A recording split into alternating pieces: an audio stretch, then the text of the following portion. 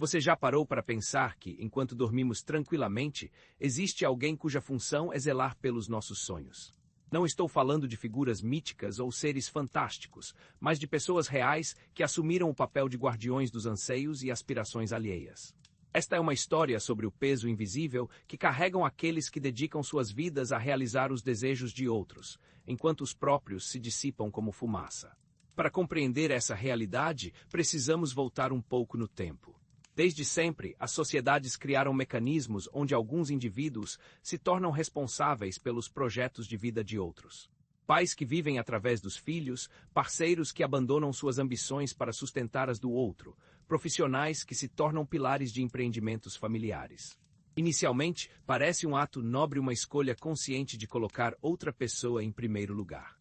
O problema começa quando essa posição deixa de ser uma opção e se transforma numa identidade da qual não se pode escapar. A rotina de um guardião de sonhos é peculiar. Começa cedo, antes mesmo do amanhecer, com a revisão mental de todas as promessas e expectativas que precisa cumprir naquele dia. Cada ação é calculada não por seu valor intrínseco, mas por seu impacto no projeto alheio que está custodiando. O café da manhã é tomado às pressas, os compromissos são organizados conforme a hierarquia de importância dos sonhos que administra. O almoço muitas vezes é negligenciado afinal, como justificar pausas quando se está construindo o futuro de outra pessoa. As tardes são dedicadas a resolver problemas que não são seus, a fazer ligações por causas que não elegeu, a preencher formulários para conquistas que nunca desfrutará. Os jantares são frequentemente solitários, mesmo quando cercado de pessoas, porque ninguém realmente pergunta sobre seus próprios planos. E quando a noite chega, em vez de descansar, há sempre mais uma tarefa, mais um detalhe, mais um ajuste necessário para que os sonhos dos outros permaneçam intactos. As pressões são constantes e multifacetadas.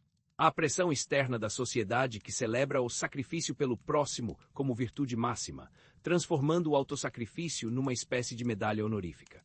Há a pressão das pessoas cujos sonhos você guarda, que, conscientemente ou não, começam a ver você não como um ser humano completo, mas como uma função, um recurso disponível para suas aspirações. E talvez a pior de todas, a pressão interna, aquela voz que sussurra que qualquer desejo próprio é egoísmo, que qualquer ambição pessoal é traição ao papel que assumiu. Essa tríade de expectativas cria uma gaiola dourada onde cada movimento é vigiado, cada pensamento próprio é censurado. O lado invisível dessa existência é onde moram as feridas mais profundas. Ninguém vê as lágrimas contidas no banheiro antes de uma reunião importante sobre o futuro de outra pessoa. Ninguém percebe o modo como a mão trilha levemente ao assinar documentos que comprometem anos da própria vida em benefício alheio. As pequenas mortes diárias passam despercebidas. A renúncia ao curso que sempre quis fazer, a viagem continuamente adiada, o hobby abandonado por falta de tempo, o livro que nunca será escrito. O guardião vai se tornando um espectro de si mesmo, um curador de museu que pode admirar as obras-primas, mas nunca possuí-las. A queda é inevitável, ainda que silenciosa. Primeiro vêm os sinais sutis. Insônia persistente, irritabilidade com pequenas coisas, a sensação constante de estar vivendo no modo automático. Depois, os sintomas se intensificam, crises de ansiedade antes de compromissos rotineiros, perda de interesse por atividades que antes traziam prazer, a estranha sensação de se observar de fora, como se estivesse assistindo a um filme sobre a própria vida. O momento decisivo geralmente chega de forma anticlimática. Pode ser durante um aniversário esquecido, ao olhar fotos antigas, ou simplesmente num domingo qualquer, quando o guardião percebe que não consegue mais se lembrar do que realmente quer da vida. Seus próprios sonhos foram tão negligenciados que se tornaram irreconhecíveis. E então vem a reflexão final, dolorosa mas necessária.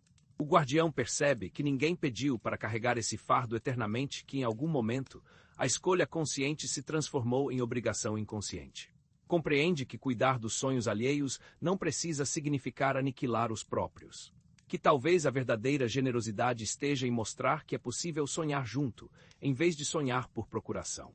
E que o maior ato de amor que podemos oferecer a quem amamos não é a renúncia total de nós mesmos, mas a coragem de permanecer inteiros, mesmo quando isso significa dizer não para proteger o que ainda resta de nossa própria humanidade. No final, percebemos o paradoxo cruel. Quem dedica a vida a realizar sonhos alheios muitas vezes acaba tendo o próprio sonho de viver completamente soterrado sob o peso dessa nobre, mas devastadora missão.